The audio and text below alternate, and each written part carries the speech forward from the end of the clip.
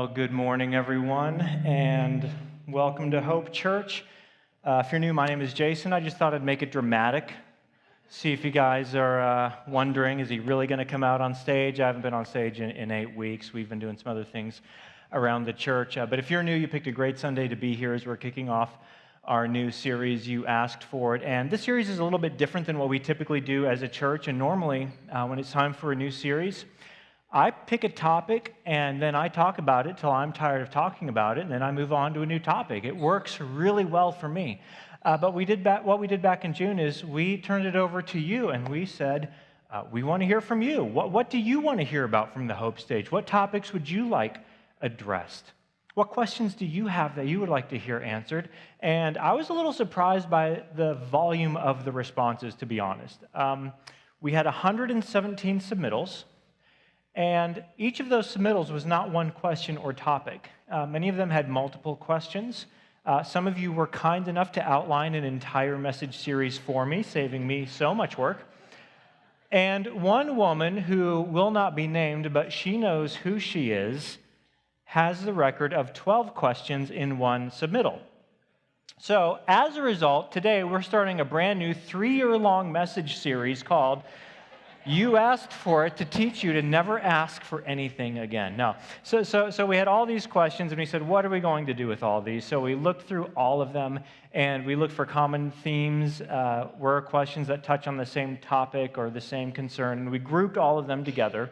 And then we took the 10 or 12 biggest groups, and we said, okay, if we have talked about this in the last year or two, it kind of lost points. If we haven't, it gained points. If I've never talked about it, it gained more points. And then we looked for ideas and themes where they build on one another, because some of the things you ask, they are challenging. They are not simple, and we could spend an entire 6-week message series talking about just some of these individual questions all by themselves. So we said, are there any places where they naturally build so we can go a few layers deeper? And we found some of those and brought them together. In fact, in the first 3 weeks of the series, you're going to see how one week builds on another, even though we're just taking your questions and themes and topics. And at the end, what we had left standing were 6 themes, 6 questions that you had about God that we are going to be addressing in this new series, You Asked For It. And today, we're starting with such an exciting place with what you asked for. Because today, what we're going to be talking about is the point where science and God intersect with one another. We're going to be looking at the place where the natural world and the supernatural world intersect with one another. And perhaps you're one of the hundreds of thousands of people who grew up going to church. And in church, or perhaps in Sunday school, you were taught that God made the universe and God made the world and He made everything in 6 days of creation. And then you got to your high school science class, or then you got to your college campus, or then you got out into the real world. And it wasn't simply that the curriculum taught you something that was different than what you learned in church. It was that culturally, you were kind of cast out if you held on to a faith belief. People looked at you and treated you as if you were naive or ignorant or superstitious for being a person who ignores scientific realities to blindly cling to a faith that you were taught in church, even though it has no scientific basis whatsoever. You felt like you're someone who had to put your head in the sand if you're going to be a follower of Jesus. Now, apparently, many of you felt that way because this was the second most asked question. Things about where creation and science and the Big Bang intersect. I picked out just a couple of questions that really sum up all of the questions that you asked very well. The first one was this: is it bad to entertain the thought that the Big Bang was the creation described in the Bible? I read that question and I thought, that's a really good question. And then here's another one that you asked. There are scientific facts that go against parts of the Bible. How do we reconcile these with the Bible? And I love this last part, especially when talking with non-Christians. Now, I love these questions because these questions force us to go to that intersection between the natural world and the supernatural world and think very deeply and critically about that intersection. And the reason why I love that is because, in my experience, many people are afraid to go to that intersection and have an honest look around. Many Christians are afraid to go there because the fear is, what if I find something in science that undermines my faith in God and I lose my faith in God? What if I let my kids wander off and explore around there and they find something in science which undermines their faith in God? But I've also experienced several atheists who are equally afraid to go to that intersection and look around. What if I find something at that intersection that undermines my faith that there is no God? Because you do know that scientifically God cannot be disproven. Even philosophically, God cannot be disproven. What if an atheist goes there and suddenly realizes, oh no, there is a God to whom I'm accountable? So in my experience, not a lot of people are honest enough and courageous enough to go and look around at this intersection where faith and science meet one another. But that's exactly where this question leads us. Because if you open the Bible and read the very first sentence, right out of the gate, there's a problematic sentence in the Bible for many people today. In the beginning, God created the heavens and the earth. What you might not realize is that this statement has always been a problematic statement in every culture, starting with ancient cultures. See, every single culture in history tried to answer the same questions. How did we get here? Where did the world come from? Where did the stars come from? And every ancient culture developed their own stories and mythology that explained it. And in all the ancient stories, it was always the gods. And the gods were fighting, and the gods were struggling, and the gods, in this struggle and violence, out of it the universe was created, and the stars were made, and the constellations came together, and the earth was created. But then the Jewish scriptures came along, and Genesis says, no, that's not how it is at all. There was one God, and out of an act of love and wisdom and peace and shalom, he created something beautiful.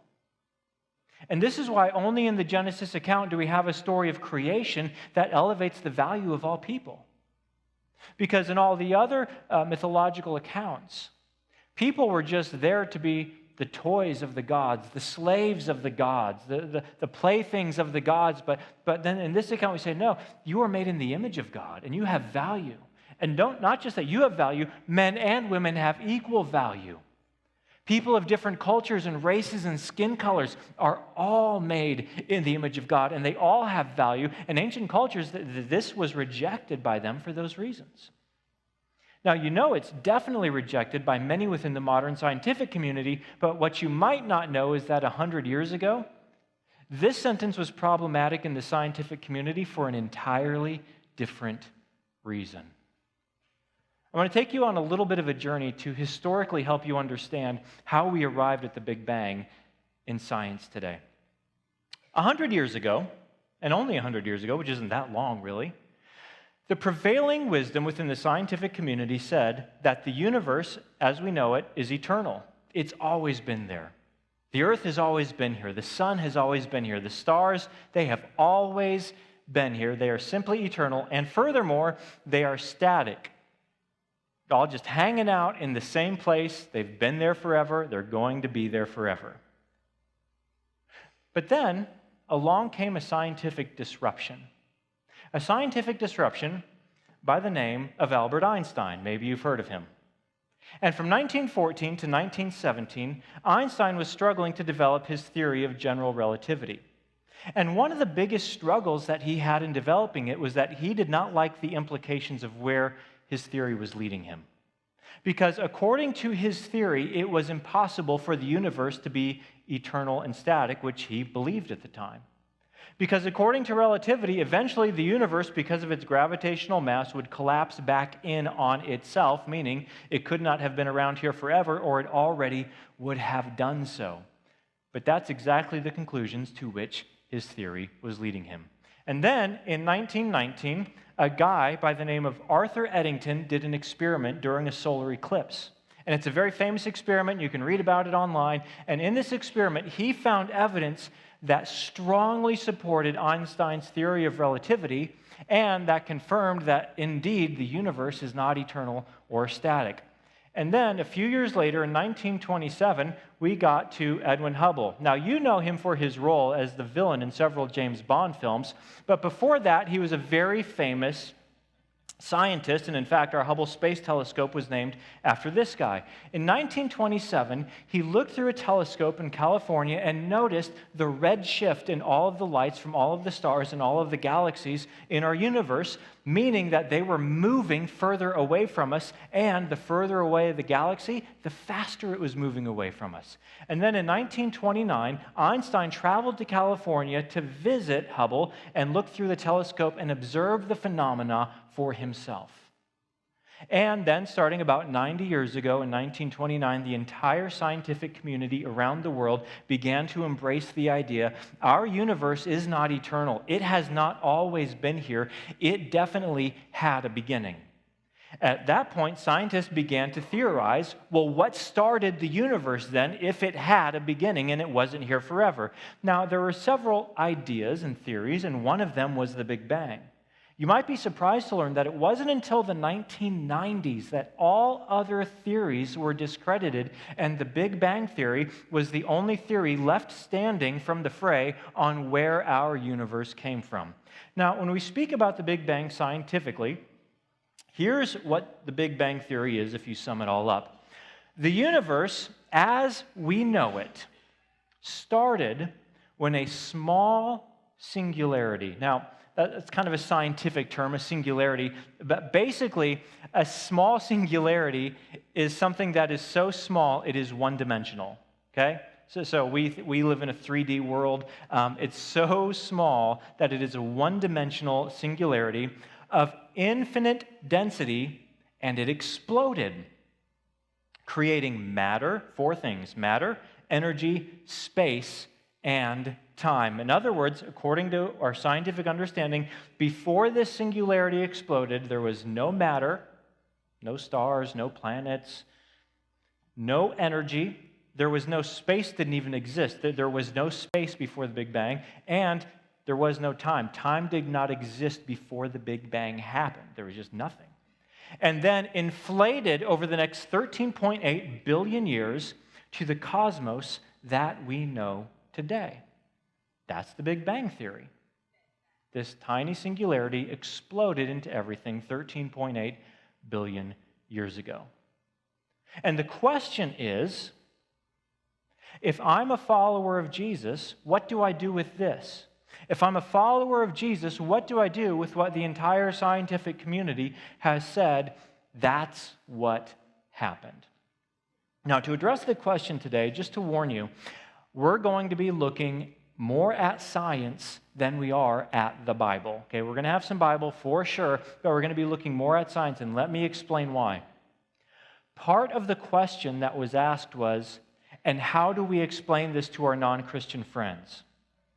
And in our culture today, people have zero tolerance for faith-based answers to fact-based questions.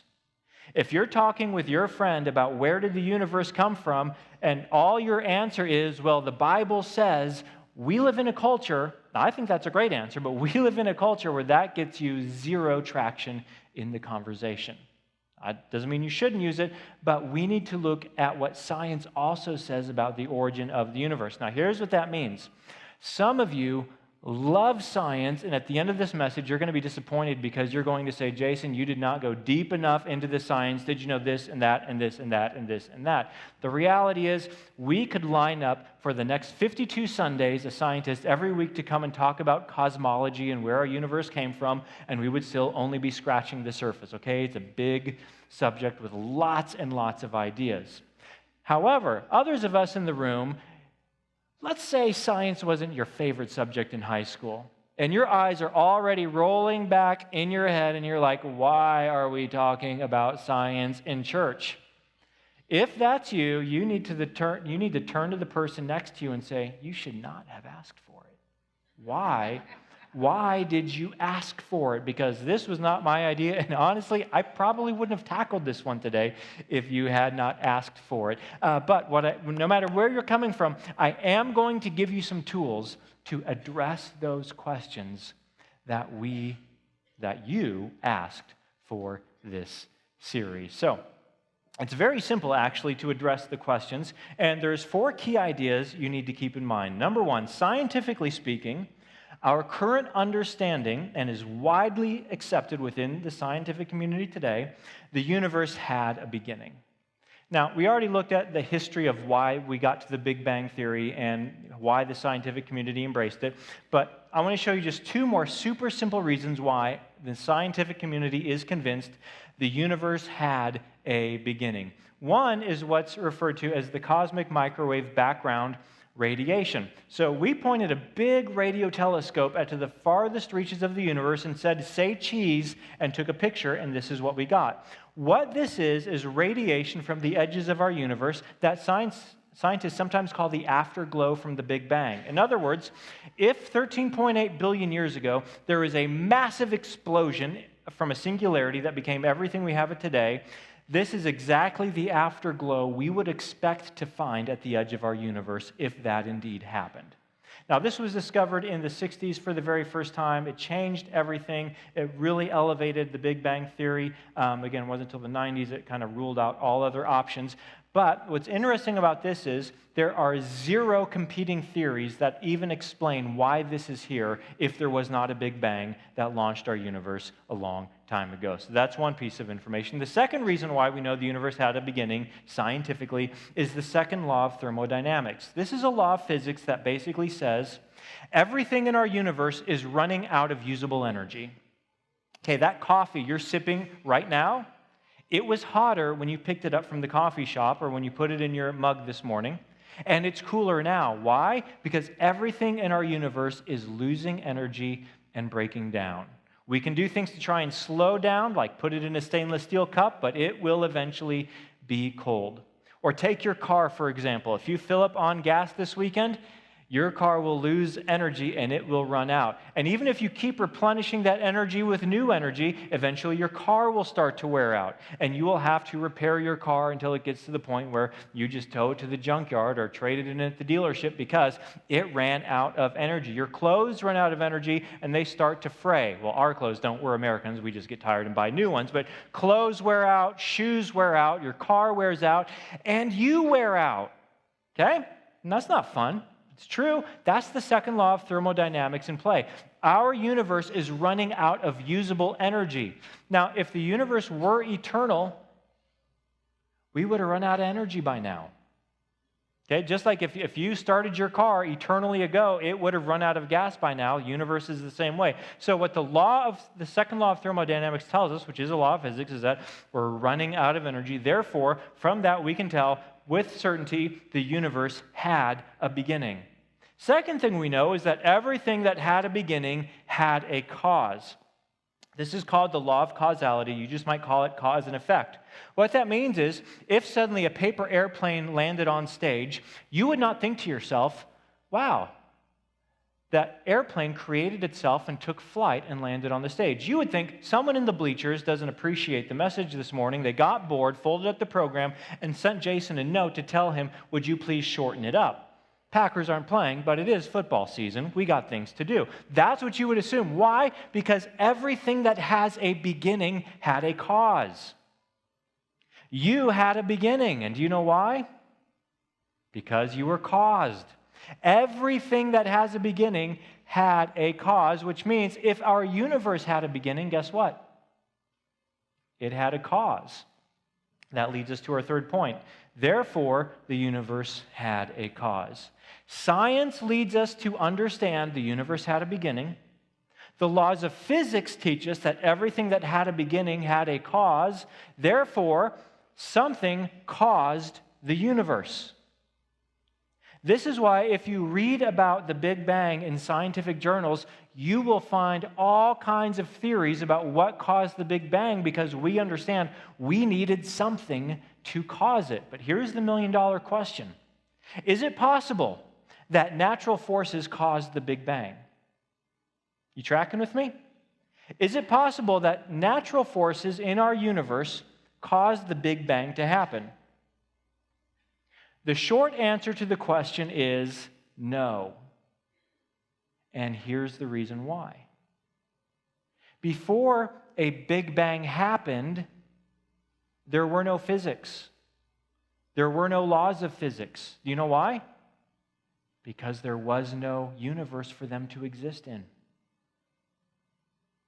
Before there was a Big Bang, there was no space, there was no time, there was no matter, there was no energy. There was literally nothing naturally that existed.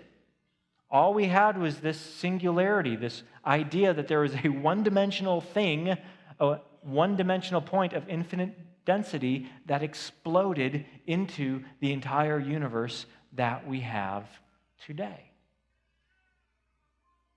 So, using reason and logic alone, nothing could have caused the Big Bang, naturally speaking. So think about this. If we could take our universe today and hit the rewind button and rewind it back down. Again, I'm just going to go with what science teaches us today. Rewind it 13.8 billion years. The entire universe would compress to something not the size of a basketball, not the size of a softball, not the size of a baseball, not the size of a golf ball, not the size of the head of a pin, something to the size of a single one-dimensional object. Now, there are some scientists who argue that the singularity was actually literally nothing, and nothing exploded into everything. Some say, no, there had to be a singularity that existed already to explode into everything. And here's the two trains of thoughts. There had to be a singularity because nothing can explode into everything. But on the other camp, they say, well, there couldn't have been a singularity that pre-existed because then something had to create the singularity, so maybe nothing created everything. But either way, you're stuck at the same reasonable, logical problem, and that's this. Cosmology is waiting on its Darwin. Richard Dawkins, the brilliant scientific atheist, said, we are still waiting for someone to come along with any theory that is remotely plausible scientifically about what triggered the Big Bang. So, here's what that leads us to. It is impossible for our universe to have been created by a natural cause because there were no natural causes or effects before our universe began. Okay, so let's review quickly. Our universe had a beginning. That's what science tells us. Everything that had a beginning had a cause. That's what science tells us. It's impossible for natural forces to create our universe since there were no natural forces before the Big Bang. So, what does science teach us about the origin of our universe? Well, basically, we have two options, if you think about it critically. Either natural forces created our universe, or supernatural forces created our universe. Either our universe is eternal, or someone or something outside of our universe is eternal and created the universe. And guess which one science eliminates for us?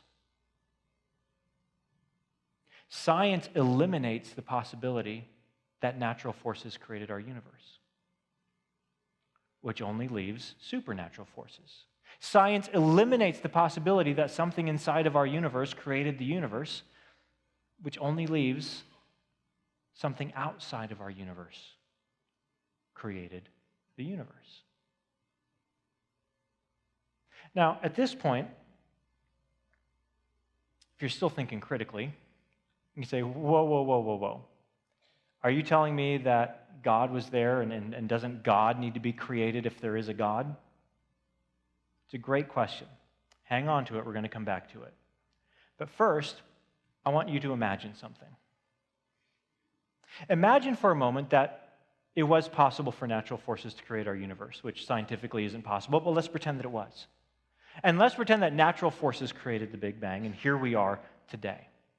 Even if that happened,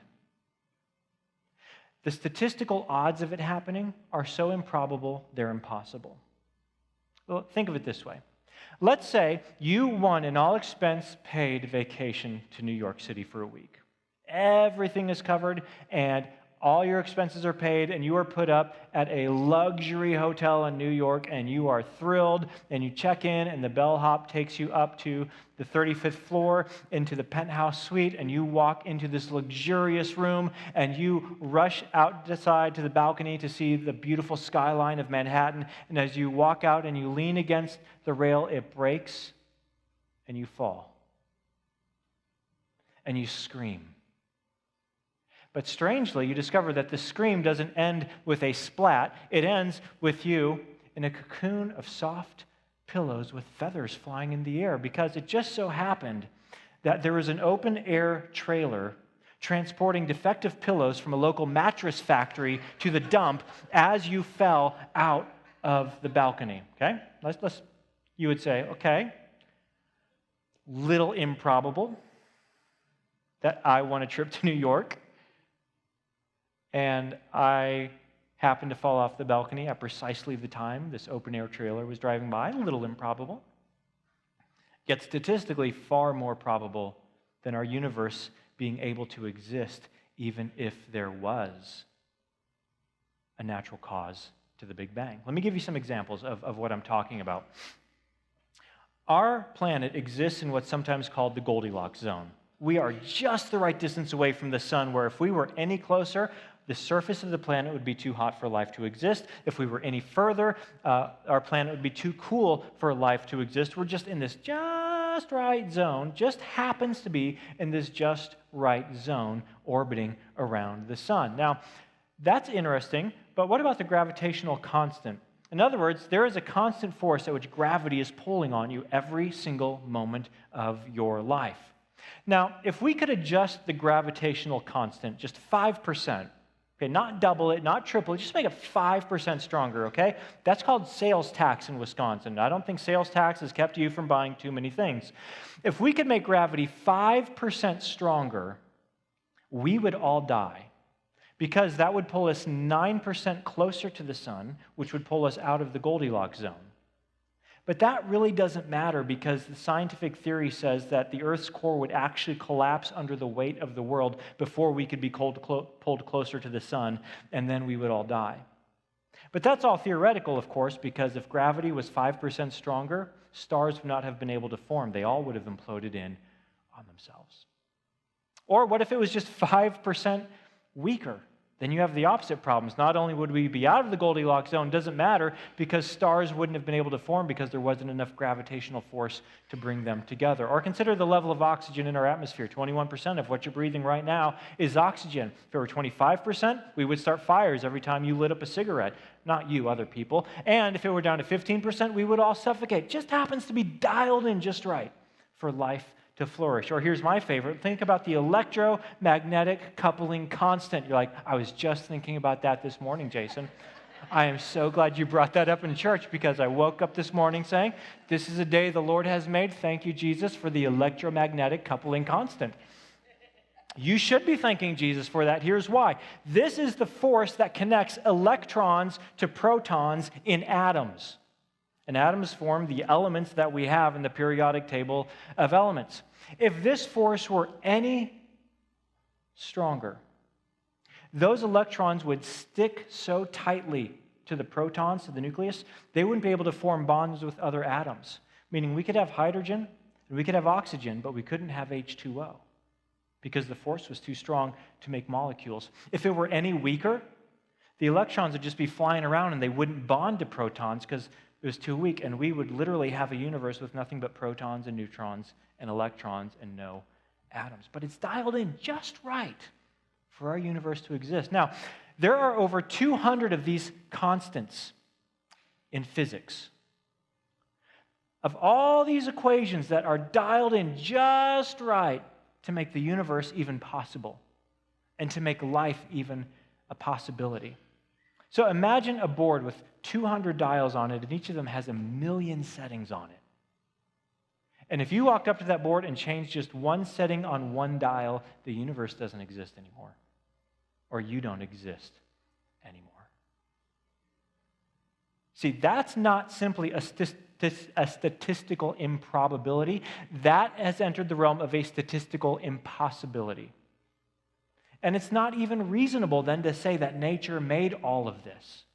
If you go camping and you find a Fitbit at the campsite, you would not think to yourself, look at how all of the forces of nature came together over time to create a full-functioning Fitbit for me. This is fantastic. That's not what you would think. You would think an intelligent person designed this and an unintelligent person left it. Lucky me. This is a great day for me. I got a new Fitbit. And when we look at our universe, it's the exact same thing. So back to our question. If either the universe is eternal or something outside the universe is eternal, people object saying, Jason, are you saying that nothing created God then? Because you said that everything needs to be created if it's there. It's not what the laws of physics say. The laws of physics say that everything that is an effect requires a cause. The laws of physics say that everything that has a beginning requires a cause, and either the universe is eternal or God is eternal. And there are no other options, and science has eliminated the one. In fact, when you look at the science and the Big Bang Theory and all the ideas, and there are a bunch of ideas about what caused the Big Bang, they're fascinating to read about.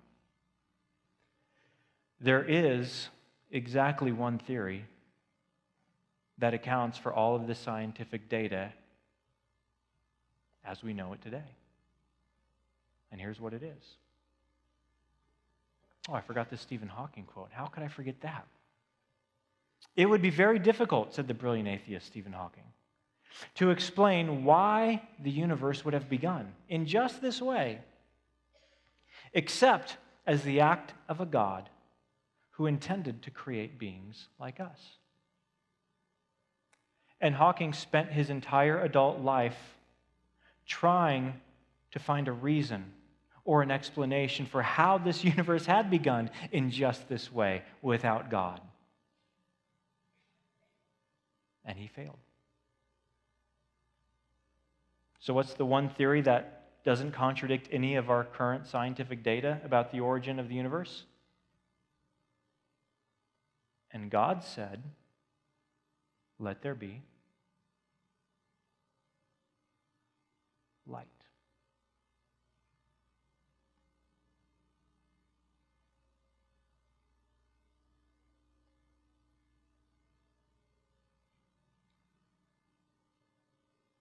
And there was light.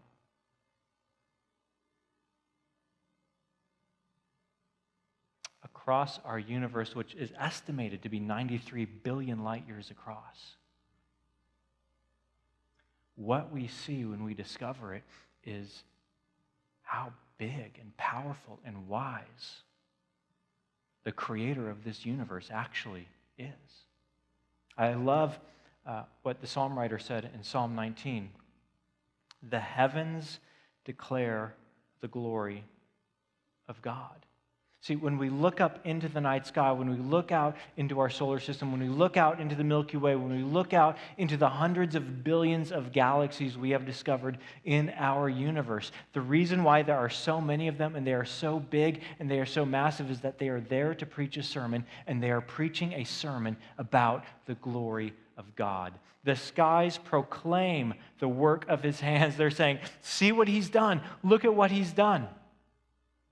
And every time we get out there and we build a new telescope and we discover something new, God's like, check this out. Check out what I made. All of this is preaching a sermon about what I have done, and I want you to come and find more and more of it. Day after day, they pour forth speech. Night after night, they reveal knowledge. They have no speech. They use no words. No sound is heard from them. Yet their voice goes out into all the earth, their words to the ends of the world. The reason why God made such a big universe is so that every person in every place, in every time, could hear the sermon the stars are preaching about the glory of God. And the God who in the beginning said, "Let there be light." Now, I want to tackle one more question this morning because it didn't quite fit in with the first question, And it doesn't fit in anywhere else in the series, but it's a question I've heard several times. And the question is this: how do I rationalize possible conflicts between science and the Bible? For example, am I a bad Christian for believing the earth is older than 6,000 years based on a mountain of scientific knowledge? In other words, some of you, if you grew up in church, you were taught a young earther view of our universe, that the world, the universe, is all actually somewhere 6, 7, 8, 9, 10,000 years old, and God created it, and he made it look old. And some of you said, okay, I believe God created it, but there's a lot of scientific data that doesn't say it's that young. It's obviously several billion years older than that. Am I a bad Christian if I believe in young earth or I believe in old earth? Here's the answer to the question. The biblical authors do not address the topic of how old the earth is. They do not address the topic of how old the universe is. I have read both camps. I have studied both camps. I have heard arguments from both camps. I understand both sides of the argument. And I lean one way. Do you want to know which way I lean? I'm not going to tell you. Do you know why? I get paid to tell you what the biblical authors did say, okay? I don't get to just, well, here's what I think, okay? The biblical authors don't say, study up on it, read up on it. I understand both arguments, but it's not the reason why the Bible was written. The biblical authors did not sit down to write the story of everything you want to know, and I would love to know this. See, some people who are Christians are like, when I get to heaven, I'm going to go find Moses, and I'm going to ask him some questions. I'm like, not me. I'm going to go find the science building, and I'm going to go sit down, and I'm saying, all right, teach me. There is a lot of stuff I want to know about because I am curious. That's where you'll find me, all right? Because as we learn more, it's like, wow, God, you are so smart. Wow, we never would have come up with that. We were looking at for that for decades. Wow, God, you're so smart, okay? But I forgot where I was going with all that. They are interested in telling the story, not of everything I want to know. They're interested in telling the story of the God who is eternal. They are interested in telling the story of the God who is big and whose story lasts forever. And they tell us the story of how our little itty-bitty stories of our lives that look as small as a singularity from the perspective of a big eternal God can actually intersect the story of God so we can live with him forever. And that is through his Son, Jesus Christ. And he loved this world so much, he sent his Son to die for the people he created in his own image who rebelled against him and sinned. But we're going to get to that later in the series with more of the questions that you asked. Today, to wrap up our time, what I want to do is I actually want to read you the Genesis account of what God did. Genesis chapter 1. In the beginning, God created the heavens and the earth. Now the earth was formless and empty. Darkness was over the surface of the deep, and the Spirit of God was hovering over the waters. And God said, "Let there be light." And there was light. God saw that the light was good, and he separated the light from the darkness.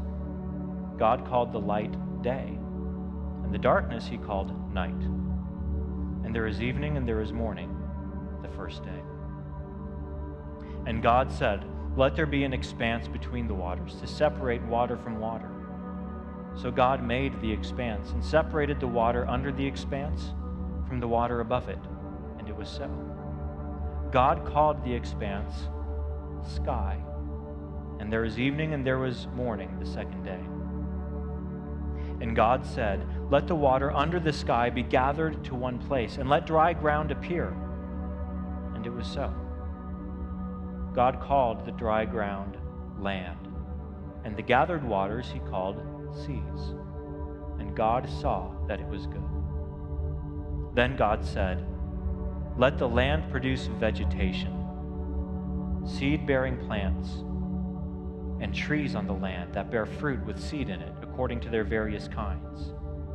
And it was so. The land produced vegetation, plants bearing seed according to their kinds, and trees bearing fruit with seed in it according to their kinds. And God saw that it was good. And there was evening and there was morning the third day. And God said, "Let there be lights in the expanse of the sky to separate the day from the night, and let them serve as signs to mark seasons and days and years. And let them be lights in the expanse of the sky to give light on the earth." And it was so. God made two great lights, the greater light to govern the day and the lesser light to govern the night. He also made the stars. God set them in the expanse of the sky to give light on the earth, to govern the day and the night, and to separate light from darkness. And God saw that it was good. And there was evening and there was morning the fourth day. And God said, "Let the water teem with living creatures, and let birds fly above the earth, across the expanse of the sky." So God created the great creatures of the sea, and every living and moving thing with which the water teems, according to their kinds, and every winged bird according to its kind. And God saw that it was good. God blessed them and said, "Be fruitful and increase in number, and fill the water in the seas, and let the birds increase on the earth."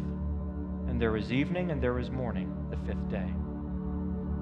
And God said, "Let the land produce living creatures according to their kinds, livestock, creatures that move along the ground, and wild animals, each according to its kind." And it was so. God made the wild animals according to their kinds, the livestock according to their kinds, and all the creatures that move along the ground according to their kinds. And God saw that it was good. Then God said, "Let us make man in our image, in our likeness, and let them rule over the fish of the sea and the birds of the air, over the livestock, over all the earth, and over all the creatures that move along the ground." So God created man in his own image. In the image of God he created him, male and female he created them. God blessed them and said to them, "Be fruitful and increase in number. Fill the earth and subdue it. Rule over the fish of the sea and the birds of the air, and over every living creature that moves on the ground." Then God said, "I give you every seed-bearing plant on the face of the whole earth, and every tree that has fruit with seed in it, they will be yours for food. And to all the beasts of the earth, and all the birds of the air, and all the creatures that move on the ground, everything that has the breath of life in it, I give every green plant for food." And it was so. God saw all that he had made, and it was very good. And there was evening and there was morning the sixth day. Thus the heavens and all the earth were completed in all their vast array.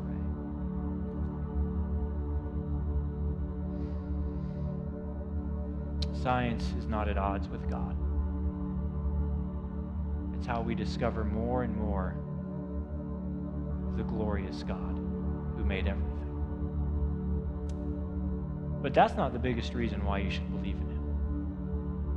The biggest reason why you should believe in God is what we're going to talk about next Sunday. Let's pray.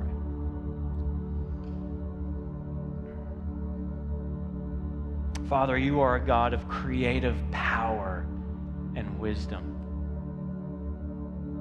Give us eyes today to see again as we walk outside, as we see your creation, as we look into the sky at night and see the stars and the planets and the galaxies, that we would again have hearts that are filled with wonder and reverence and awe for who you are. Thank you for setting us as men and women to rule and govern and explore your beautiful creation that you made, because in that we act like you. As we create, we act like you. As we govern with wisdom, we act like you. And as we pursue science, we learn more about your glory. Thank you. Thank you for letting us learn about you in this way. Father, give us wisdom to see through your eyes so that we can be people who better know you, the God from all eternity. We ask this in the matchless name of Jesus.